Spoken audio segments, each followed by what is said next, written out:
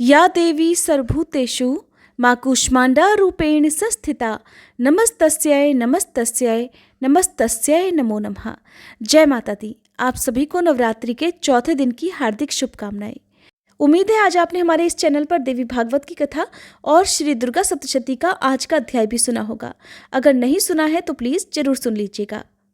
आज की इस वीडियो में आप जानेंगे नवरात्रि के चौथे दिन माँ भगवती के कूष्मांडा रूप की पूजा विधि, माँ के प्रिय रंग, प्रिय भोग, विशेष पूजन मंत्र, आरती और क्षमा याचना के बारे में।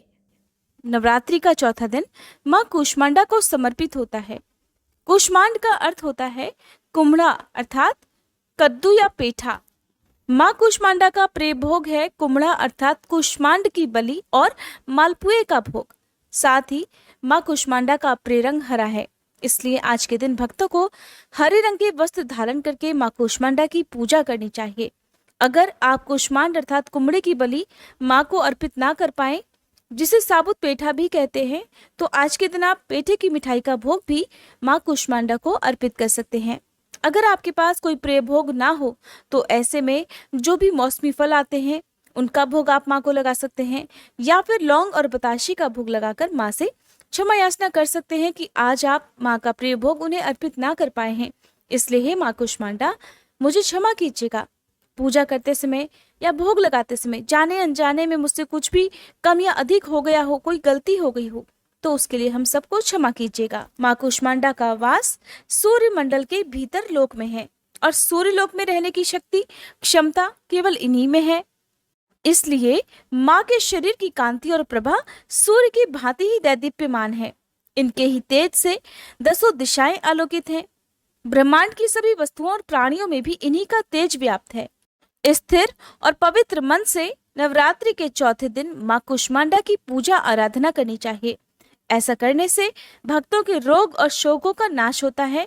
भक्तों को आयु, यश, बल और आरोग्य की प्राप्ति होती है। माँ कूष्मांडा अपने भक्तों की बहुत ही कम भक्ति से जल्दी ही प्रसन्न होकर उन्हें आशीर्वाद देती हैं। सच्चे मन से पूजा करने वाले को अंत में भवसागर से मुक्ति मिल जाती है, अर्थात मोक्ष मिल जाता है। विधि विधान से पूजा करने पर भक्त को कम समय में ही माँ की कृपा का सूक्ष्म भाव अनुभव होने लगता है। माँ कूष्मांडा आदि व्याधियों से अपने भक्तों की रक्षा करती हैं और अपने भक्तों को सदा सुख, समृद्धि और उन्नति प्रदान करती हैं। इसलिए नवरात्रि के दिनों में चौथे दिन माँ कूष्मांडा की पूजा सच्चे मन से भक्तों को करनी चाहिए। माँ कूष्मांडा सूर्य से संबंधित दोषों को भी दूर करती है। जिन जातकों की कुंडली में सूर्य नीच भाव में हो और उन्हें किसी प्रकार की पीड़ा उनकी कुंडली में हो रही हो, तो कूष्मांडा माँ की पूजा करने से इस दोष का भी निवारण हो जाता है। माँ कूष्मांडा की कथा विस्तार पूर्वक समझने के लिए आज के दिन श्री दुर्गा सप्तशती का 5वां, 6ठा, 7वां और 8वां अध्याय पढ़ना या सुनना चाहिए। नवरात्रि के चौथे दिन भक्तों को सुबह जल्दी उठकर स्नान आदि से निवृत्त होकर साफ स्वच्छ वस्त्र धारण करके, हो सके तो हरे रंग के वस्त्र धारण करके, आपको हाथ में जल या पुष्प लेकर व्रत रखने का या पूजा करने का संकल्प लेना चाहिए। संकल्प लेने के साथ ही संकल्पित जल को या पुष्प को माँ के चरणों में अर्पित कर देना चाहिए। मंदिर में गंगा जल छिड़ककर पवित्र करें। धूप दीपक जलाएं। माँ को हरे रंग की चूड़ियां अर्पित करें। साथ ही हरी मेहंदी अर्पित करें और धूप दीपक जलाकर विधि विधान से मंत्रों का जाप करते हुए आपको माँ की पूजा करनी चाहिए। पूजा करने के बाद सबसे अंत में कपूर जलाकर आरती करनी चाहिए और आरती करने के साथ ही आपको छोटी सी अग्यारी, जिसे हवन भी कहते हैं, करना चाहिए। अग्यारी करते समय मिट्टी के एक दीपक में गाय के गोबर का उपला आप जलाकर सुलगा लीजिए। जब उसका धुआं थोड़ा शांत हो जाए तब उसमें कपूर रखकर जलाएं। कपूर के ऊपर लौंग का जोड़ा घी में डुबोकर उसके ऊपर आपको बताशा रखकर जलाना चाहिए। ऐसा कहा जाता है कि जब हम इस प्रकार अग्यारी करते हैं, नवरात्रि के 9 दिन हम इस तरह छोटा सा हवन करते हैं, तो हमारे द्वारा की गई पूजा पाठ, हमारे द्वारा लगाया गया भोग माँ दुर्गा सहित सभी आराध्य देवी देवताओं को और हमारे कुल देवी देवताओं को पहुंच जाता है। अग्नि के माध्यम से ही सभी देवी देवता अपना अपना भाग प्राप्त करते हैं। इसीलिए कहा जाता है कि आप अपने घर में नवरात्रि के दिन में हो सके तो हवन, नहीं तो अग्यारी जरूर करें। पूजा करने के बाद सबसे अंत में क्षमा याचना जरूर करनी चाहिए, ताकि पूजा पाठ करते समय कुछ भी कम या अधिक हो गया हो तो उसका कोई दोष न लगे। अब जानिए माँ कूष्मांडा के विशेष पूजन मंत्र और आरती के बारे में। माँ कूष्मांडा का पूजा मंत्र। ओम देवी कूष्मांडाय नमः। प्रार्थना। सुरा संपूर्ण कलशम रुधिराप्लुप्तमेव च दधानां हस्तपद्माभ्यां कूष्मांडां शुभदास्तु मे। माँ का स्तुति मंत्र। या देवी सर्वभूतेषु माँ कूष्मांडा रूपेण संस्थिता नमस्तस्यै नमस्तस्यै नमस्तस्यै नमो नमः। माँ कूष्मांडा की आरती। ओम जय कूष्मांडा माँ, मैया जय कूष्मांडा माँ, शरण तिहारी आई कर दो माता दया। ओम जय कूष्मांडा माँ, अष्टभुजा देवी आदि शक्ति तुम माँ, आदि स्वरूपा मैया जग तुमसे चलता। ओम जय कूष्मांडा माँ। चतुर्थ नवरात्रों में भक्त करे गुणगान, स्थिर मन से माँ की करो पूजा और ध्यान। ओम जय कूष्मांडा माँ। सच्चे मन से जो भी करे स्तुति गुणगान, सुख समृद्धि पावे माँ करे भक्ति दान। ओम जय कूष्मांडा माँ। शेर है माँ की सवारी, कमंडल अति न्यारा, चक्र पुष्प गले माला माँ से उजियारा। ओम जय कूष्मांडा माँ।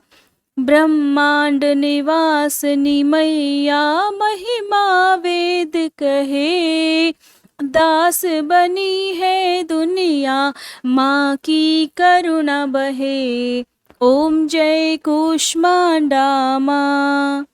पाप ताप मिटता है, दोष न रह जाता, जो माता में रमता निश्चित फल पाता। ओम जय कूष्मांडा माँ।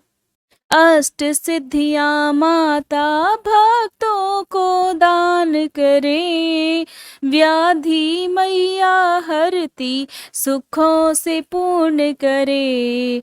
ओम जय कूष्मांडा माँ।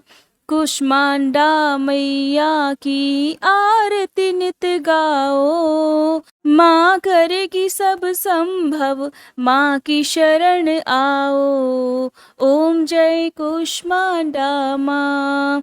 ओम जय कूष्मांडा माँ, मैया जय कूष्मांडा माँ, शरण तिहारी आई कर दो मात दया। ओम जय कूष्मांडा माँ। पूजा करने के बाद सबसे अंत में क्षमा याचना जरूर करनी चाहिए, ताकि पूजा पाठ में या रखे गए उपवास में यदि कुछ भी कमी अधिक हो गया हो, कोई गलती हो गई हो, तो उसका दोष ना लग सके। क्षमा याचना आपको सुबह और शाम दोनों ही समय जरूर करनी चाहिए। क्षमा याचना। हे परमेश्वरी, मेरे द्वारा रात दिन सहस्त्रों अपराध होते रहते हैं। अपनी भक्त समझकर मेरे उन अपराधों को आप कृपापूर्वक क्षमा करो। हे परमेश्वरी, मैं आह्वान करना नहीं जानती, विसर्जन करना नहीं जानती तथा पूजा करने का ढंग भी नहीं जानती, मुझे क्षमा करो। हे देवी, हे सुरेश्वरी, मैंने जो मंत्रहीन, क्रियाहीन और भक्तिहीन पूजन किया है वह सब आपकी कृपा से पूर्ण हो। सैकड़ों अपराध करके भी जो भक्त आपकी शरण में जय जगदम्बे कहकर पुकारता है, उसे वह गति प्राप्त होती है जो ब्रह्मादि देवताओं के लिए भी सुलभ नहीं है। हे जगदम्बिके, मैं अपराधी हूँ किंतु आपकी शरण में आई हूँ। इस समय दया की पात्र हूँ, आप जैसा चाहो करो। देवी परमेश्वरी, अज्ञान से, भूल से अथवा बुद्धि भ्रांत होने के कारण मैंने जो कुछ भी कमियां अधिक कर दिया हो वह सब क्षमा करो और प्रसन्न हो। हे सच्चिदानंद स्वरूपा परमेश्वरी, जगन माता कामेश्वरी, आप प्रेम पूर्वक मेरी यह पूजा स्वीकार करो और मुझ पर प्रसन्न रहो। देवी सुरेश्वरी, आप गोपनीय से भी गोपनीय वस्तुओं की रक्षा करने वाली हो, मेरी पूजा को ग्रहण करो और आपकी कृपा से मुझे सिद्धि की प्राप्ति हो। उम्मीद है आज की ये वीडियो आपको पसंद आई होगी। अगर अच्छी लगी हो तो प्लीज़ लाइक करके हमारे चैनल को अगर सब्सक्राइब करना भूल गए हैं तो सब्सक्राइब भी ज़रूर कर लीजिएगा।